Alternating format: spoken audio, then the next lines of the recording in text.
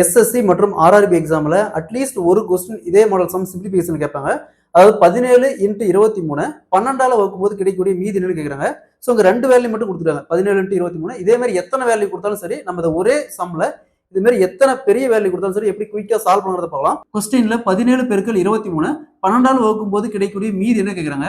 So இந்த model some கேட்டாங்களா இங்க எத்தனை வேல்யூ கொடுத்தாலும் சரி நம்ம பேசிக்கா அந்த சம் எடுத்திருக்கோம். இந்த மாதிரி 10 வேல்யூ கொடுத்தாலும் சரி 10 வேல்யூ கொடுத்துட்டு 12ஆல வகுக்க சொன்னாலும் சரி ஃபர்ஸ்ட் வேல்யூ மட்டும் எடுங்க. என்ன இருக்குது 17 12ஆல வகுத்துமா 1 12 12 மீதி பாருங்க 5 வருது. ஸோ மீதி தனியாக எடுத்துக்காங்க. மீதி தனியாக எடுத்துக்காங்க பெருக்கல். நெக்ஸ்ட் 23 இருக்குது 23 இதை 12ஆல வகுத்துமா 1 12 12 மீதி 11 இருக்குது. அப்ப பெருக்கல் 11. ஸோ இந்த மாதிரி 4 5 கொடுத்தாலும் சரி இப்படி வகுத்து மீதி வருது அப்படி போட்டுருங்க. அகைன் இது ரெண்டையும் பெருக்கணும் 55 இது ரெண்டையும் பெருக்கணும் 55 இதை 12ஆல வகுக்கணும். இதை 12ஆல வகுத்துமா 4 12 48. ஸோ மீதி என்ன வருது 7.